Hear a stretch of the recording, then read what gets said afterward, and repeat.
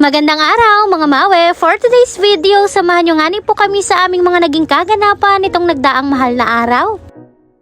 Kinaumagahan nga ng mga araw na yaan ay maagang-maaga nga akong pumulas at nagintindi para sa pagluluto. At meron nga pala ako ditong 2 pirasong malalaking pugita at yung mga tao nga din sa amin ay kung makapag-request, ikala mo na may maglilihi. Sa paglilinis nga ng ganito, binaliktad ko nga lamang pala diyan yung pinakang ulo, tapos tinanggal ko nga rin itong pinakang ngipin niya. At para nga matanggal yung pinakang lansa at dulas nitong ating pugita ay binubudburan ko nga yan ng asin sa bawat galamay. Ikinukuskus ko nga lamang yan na maigi at pagkatapos ay lalamas-lamasin nga lamang natin dito sa tubig asin. At ngayon naman nga binubugbugan ko ito gamit itong pamukpok para nga rin mas mabilis itong mapalambot.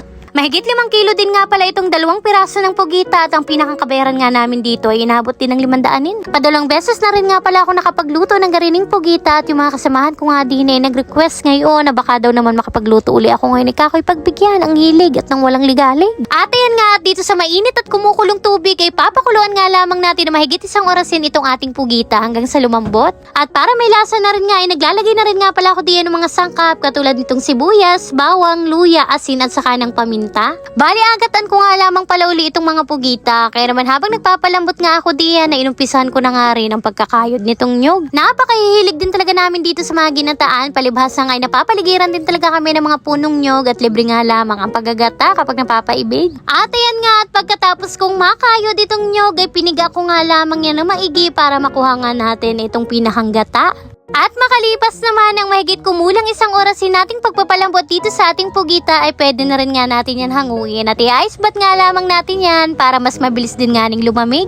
Minsan ko nga pala natikman yung ganitong luto sa pugita at nasarapan din nga ako at kapag nasasarapan talaga ako ay sinusubukan ko nga rin gawin dito sa bahay para kaya ko ng lutuin kahit ulit-ulitin. Marami din nga palang iba't ibang klase ng pagluluto sa pugita, pwede nyo nga itong adobuhin, pwede nyong ihawin at marami pang iba. Pero sa pangalawang pagkakataong ito nga ay gagataan ko na naman ari dahil eto nga yung paborito naming putahe dito sa amin at talagang naman kapag ganito nga yung mga ulamin namin talaga namang napaparami nga yung kain naming lahat. At yan nga, at pagkatapos kong magayat sa maliliit na bahagi etong ating mga pugita ay umpisahan ko na rin nga ang pagluluto. At eto nga, at gigisahin lamang muna natin yan kaya naman nagisa na nga ako dito nitong bawang, sibuyas at saka ng luya. At sinunod ko na rin nga kagad etong mga ginayat nating pugita. Bali nagdagdag lamang ako din ng mga kaunting pampalasang sangkap katulad ng asin at saka ng paminta. Paghahalu-haluin at isasangkot siya nga lamang natin yan ng mga ilang minutuhin para lumabas nga na yung kanyang katas at saka lasa. At pagkatapos naman ay sinunod ko na nga rin kaagad ilagay itong pangalawang piga ng gata. Bali pakukuluin nga lamang natin yan ng mga ilang minutuhin hanggang sa medyo maigay-gay yung gata. Kung maamoy nyo lang talaga itong mga maring inaluto ko ay talaga namang magugutom na nga kaagad kayo sa sobrang bango talaga at parang nga ni siyang bagoong na inagisa.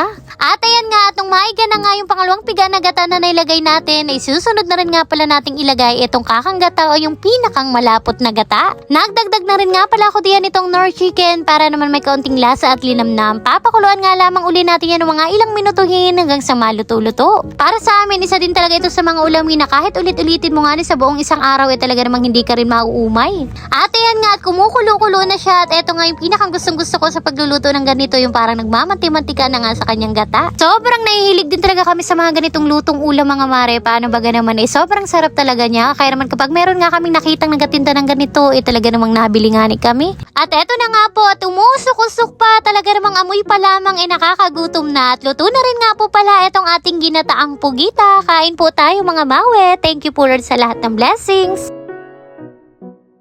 Pagkatapos ko nga riyan agad makapagluto ay tinawag ko na rin nga kagad itong mga kasamahan ko at nang kami nga ni sabay-sabay na rin kumain. Dito na nga kami pumesto sa may pinakang labas nga ng aming bahay para malakas-lakas nga niyang hangin habang kumakain. Mahigit 1 orasin ko talagang pinakuluan itong pugita para nga dito sa lola ko na walang ngipin kaya ayan sarap na sarap nga siya at malambot nga raw yung pagkakaluto ko. Pero bukod sa pulong naparami talaga yung kain naming lahat diyan sa sobrang sarap nga din itong pugita kaya naman try nyo rin talaga minsan mga mare yung ganitong luto.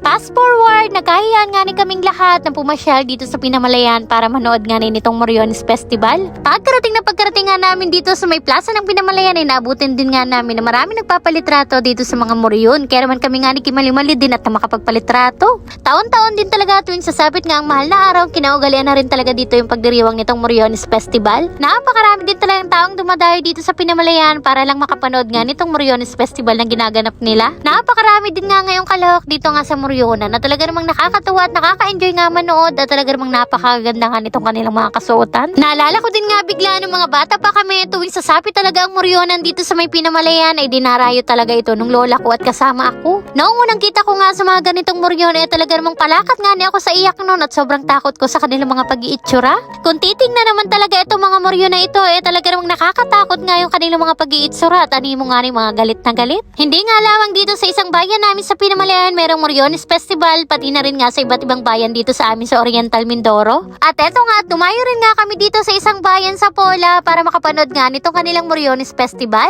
At sa puntong ito nga, ang lahat ng mga kalahok dito nga sa Moryonan ay naglalaban-laban at nagpapakitang gilas kung sino nga ang tatanghaling mananalo. Nakakatuwa at nakaka-enjoy din nga rin manood at talaga namang napakagalingan at napakuhusay din pumurma nitong mga Moryon. May paaktingan pa nga at pagsasadula nitong mga Moryon kung ano ba nga ang tunay na nagaganap kapag nga daw nasa labanan sa gera. Abay, abigyan ko nga muna kayo ng kaunting trivia kung ano ba nga yung kahulugan ng Moryones Festival. At base nga sa aking pagsusulisit, ang pista ng Moryones ay ginaganap daw tuwing panahon ng Semana Santa. Pinagdiriwa nga daw ito upang sariwain ang paghihirap at kamatayan ni Kristo. At ang salitang Moryones naman ay hango sa salitang Espanyol na Moryon, ang ibig sabihin nga ay helmet o visor. May ilang orasin din nga ni kami nanood din sa mga Moryonan at talagang anong tuwa namin at napakagaling.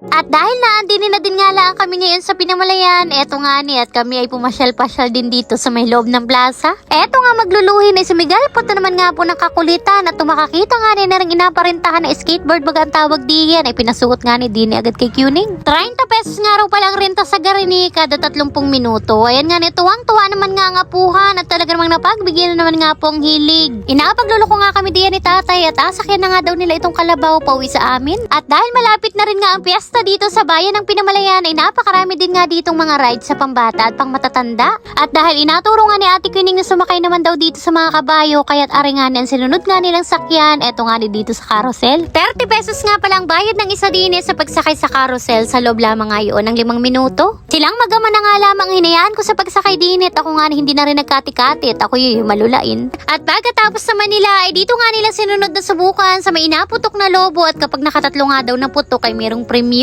At dahil nakachamba nga ni sila, eto yung napanalunan nila. At kahit pa paano ay nag-enjoy din naman sa halagang 30 pesos. At tunay ka nga namang hindi po rin naliligayahan aring panganay naming anak na si Ate Kuning at nagyaya pa nga na makipaglaro daw dito sa may inflatable ano kang tawag diyan palaruan. Sobrang dami din nga ditong bata na mga naglalaro kaya naman tuwang-tuwa din nga itong si Ate Kuning at napakarami daw nga niya ngayong kalaro at hindi na nga namin mapuknat. 40 pesos nga palang bayad namin dito at hindi ko nga alam yun kung imagay sa loob ng isang oras pero saglit nga lamang din si Ate Kuning at kakoy tama-tama na at medyo hapon-hapon na. Sobrang dami din talagang pwede mong pagkaabalahan dito sa Pinamalayan at nakakatuwa nga dahil napakarami nila ditong iba't ibang mga rides. Napakarami nga ngayong taon ditong mga rides katulad na nga lamang nitong Ferris wheel. Ako hindi ko nga wari kayang sumakay diyan ay tingin ko pa nga lamang ako nalulula na. Eto nga ang pinsan ko si Angela ay talaga namang siya lamang ang malakas ang loob dito sa amin at nagkati-kating sumakay nga ni dito sa Vikings. Napakahina nga rin ang loob ko sa mga garining rides at talaga namang ako hindi nagkakati-kati sumakay sa mga garini at kakoy lulaing-lulain. Sabi nga ika ni Angela diyan sa akin pagkababae parang naiwalay nga daw yung kanyang katawang lupa pero talaga namang nag-enjoy siya. Napakarami din talagang dumarayo dito sa Pinamalayan mula pa sa iba't ibang bayan dito sa amin. At bukod nga dito sa mga masasayang rides ay marami din nga ditong mga paninda ngayon. Meron din nga sila ditong napakaraming panindang mga street food sa night market at marami ding murang mga paninda dun nga sa Baratillo, dun sa Palanyagan.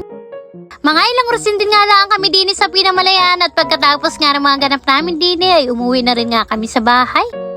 Fast forward, kinabukasan, eto nga net kami barkadahan na at kami nga pala ngayon ay nakumbidahan naman nga ho sa isang punsyonan din sa may amin. Kasama ko din nga ho pala ngayon ang iyong probinsyanong mangyan at taringanit para may bit-bit man lamang kami at may abot dun sa may birthday ay nagdala din nga kami nitong Coke. Malapit din nga lamang ito dito sa may amin kaya't nakarating na rin nga kami kaagad dito sa kanila. At eto nga at pagkarating ko ay inabot ko na rin nga kaagad itong bit-bit namin dito nga ni kay Lulang Basyon na birthday ngayon. 75 years old na nga daw siya ngayon at taring nga ni at pagkarating namin ay inistima din nga ni kami kaagad at pinaupo at ang kami nga daw ay makakain na. Yung ibang mga apugan niya nga ay galing pa sa luwasan at sabi nga ni mga nanonood daw sila ng mga vlogs namin kaya't ayan anong tuwa ko nga at nagapalitrato din naman sa akin. Nakakatuwa at nakakataba din lamang ng puso na kahit pa nga malalayo tayo ay mga dati kong mga kaibigan ay talaga namang nakasuporta pa rin sila at nanonood ng mga vlogs namin. At rin nga, at pagkarating nga din namin din ay hinayinan na rin nga kami kaagad ng mga pagkain at kami nga ni inalok na agad na kumain. Medyo pahapon na rin nga kami nakarating din kaya naman wala nang hanghayin tapos hindi ko pa nga naabutan yung mga magpuputong.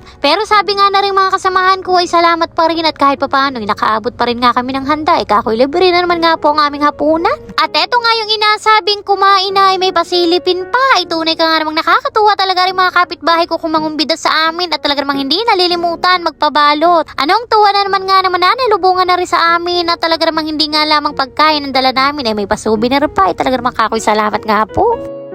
And fast forward, eto nga at pagka-uwi namin din sa bahay, meron nga dumating sa amin na parcel. Abay sa sobrang tuwa na naman nga po naming mag-asawa at saka excitedan, aringani at in-unbox na rin nga namin kaagad. Isang dual burner at saka electric pan nga pala ito from Orofan Home Appliances. Pinadala nga lamang pala sa amin ito ng isang followers namin sa TikTok na si Ma'am Rowena Tio at kakoy salamat nga ni ho talaga at kakoy tamang-tama nga ito para sa inapagawa nga naming bagong bahay. Sobrang saya talaga namin mag-asawa diyan at sabi pa nga nitong asawa ko ay para nga daw kaming bagong kasal na nagabuklat nga ng mga regalo. Nakakatuwa din lamang talaga at maraming pa din talagang tao na handa at kusang tumutulong at merong busilak na puso sa pagbibigay. Hindi ko talaga ito inaasahan at nagulat na nga lamang ako nung mabasa ko nga yung message niya sa TikTok na papadalhan nga daw niya kami ng ganitong mga appliances. Kaya tunay nga na napakabuti ng Lord at gumagamit pa rin nga siya ng mga tao para patuloy kaming pagpalain. Saktong-sakto din nga at nagpadala sila ng electric pan. Kakoy tamang-tama talaga at pasira na nga yung electric pan na inagamit ng mga bata. Inassemble na rin nga kagad nitong asawa ko para magamit na. Nakakatuwa nga, maganda naman yung quality niya at mukha ding matibay. Kaya mga mare ko, naghahanap din nga kayo ng mura pero quality, visit nyo rin nga po ang kanilang Facebook page na Orofan Home Appliances.